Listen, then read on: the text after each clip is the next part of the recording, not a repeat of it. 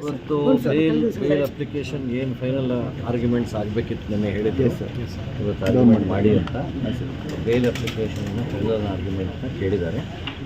30ನೇ ತಾರೀಕಿಗೆ ಆರ್ಡರ್ಸ್ಗೆ ಪೋಸ್ಟ್ ಮಾಡಿದ್ದಾರೆ. ಸೊ 30ನೇ ತಾರೀಕು ಬೇಲ್ ಅಪ್ಲಿಕೇಶನ್ ಆರ್ಡರ್ ಆಗುತ್ತೆ.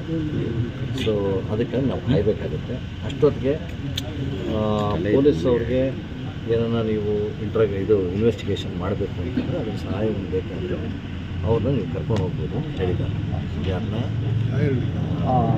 In the presence of lawyer, in the presence ವಕೀಲರ ಸಮ್ಮುಖದಲ್ಲಿ ಹೇಳಿದ್ದಾರೆ, ವಿಚಾರಣೆ ಮಾಡ್ಬೋದು ಅಂತ ಹೇಳಿದ್ದಾರೆ. ಸೊ ಎರಡಕ್ಕೆ ಪರ್ಮಿಷನ್ ಕೊಟ್ಟಿದ್ದಾರೆ. 30ನೇ ತಾರೀಕು ಪ್ರೊಡ್ಯೂಸ್ ಮಾಡಿ ಇಮಿಡಿಯೇಟ್ ಬೇಲ್ ಆರ್ಡರ್ಸ್ ಮಾಡ್ತೀವಿ ಅಂತ ಹೇಳಿದ್ದಾರೆ. ಸೊ ನಮ್ಮ ನಿರೀಕ್ಷಣೆ ಏನಂತಂದರೆ 30ನೇ ತಾರೀಕು ಬೇಲ್ ಆಗುತ್ತೆ.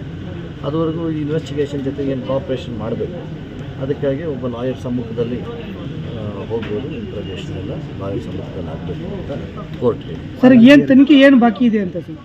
ತನಿಖೆ ಬಾಕಿ ಇರೋದು ಅವ್ರು ಹೇಳ್ತಾ ಇರೋದು ಈ ಮೊಬೈಲ್ ಫೋನ್ ಒಂದು ಬೇಕು ಅಂತ.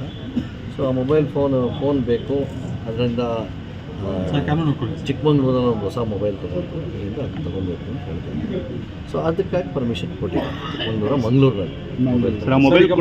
ಸರ್ ಈ ಮಧ್ಯದಲ್ಲಿ ಹೈಕೋರ್ಟಲ್ಲಿ ಬೇಲ್ಗೆ ಹಾಕೋಬೋದು ಅವರು ಇನ್ನೂ ಆಕ್ಷೇಪಣೆ ಸಲ್ಲಿಸಿಲ್ಲ ಅಂತ ಎಲ್ಲ ಆಯ್ತಲ್ಲ, ಬೇಲ್ ಆರ್ಡರ್ಸ್ಗೆ ಕೊಟ್ಬಿಟ್ರಲ್ಲ, ಪೊಲೀಸ್ ಕಸ್ಟಡಿಗೆ ಮಾತ್ರ ಅದನ್ನ ಕೋರ್ಟ್ ಆರ್ಡರ್ಸ್ ಬೇಲ್ಗೆ ಆರ್ಡರ್ಸ್ಗೆ ಹಾಕ್ಬಿಟ್ಟಿದೆ.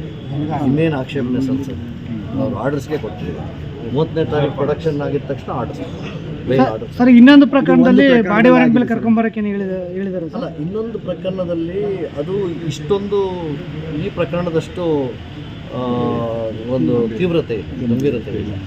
ಸೊ ಹಾಗಾಗಿ ಅದರಲ್ಲಿ ಒಂದೇ ಒಂದು ನಾನ್ ಬೇಲಬಲ್ ಇದೆ. ಇಷ್ಟು ತೀವ್ರತೆ ಇಲ್ವಲ್ಲ ನೋಡಿ, ಅದರಲ್ಲೂ ನೀವು ಪ್ರೊಡ್ಯೂಸ್ ಮಾಡಿಬಿಡಿ ಆವತ್ತೆ ಅಂತ ಹೇಳಿದ್ದಾರೆ. ಅದನ್ನು ಹೇಳೋದು ಪೊಲೀಸರು, ಇದಿಷ್ಟು ತೀವ್ರತೆ ಇಲ್ಲ, ಈ ಅಫೆನ್ಸಲ್ಲಿರೋ ತೀವ್ರತೆ ಇಲ್ಲ, ಅದರಲ್ಲೂ ಪ್ರೊಡ್ಯೂಸ್ ಮಾಡಿ ಅಂತ ಹೇಳಿದ್ದಾರೆ. ಸೊ ಅದು ಪ್ರೊಡ್ಯೂಸ್ ಮಾಡಿದ್ರೆ ಅಕಾರ್ಡಿಂಗ್ಲಿ ಏನು ಆರ್ಡರ್ಸ್ ಮಾಡಬೇಕು ಮಾಡ್ತೀವಿ ಅಂತ ಹೇಳಿದ್ದಾರೆ. ನಮ್ಮ ಅಂದಾಜಿಗೆ ಇದು 30ರ ಮೇಲೆ ಇದು ಇನ್ನು ಫರ್ದರ್ ಇವರ ಅರೆಸ್ಟ್ ಕಂಟಿನ್ಯೂ ಆಗೋದು ಡೌಟ್ ಇದೆ. ಯಾಕೆಂತಂದರೆ ಕೋರ್ಟ್ ಆರ್ಡರ್ಸಿಗೆ ಪೋಸ್ಟ್ ಮಾಡಿದೆ, ಆವತ್ತಿನಿಂದ ಇವ್ರನ್ನ ಬೇಲಿಗೆ ಬಿಡ್ಬೋದು ಅನ್ನೋದು ನಮ್ಮ ಒಂದು ಕಾನ್ಫಿಡೆನ್ಸ್.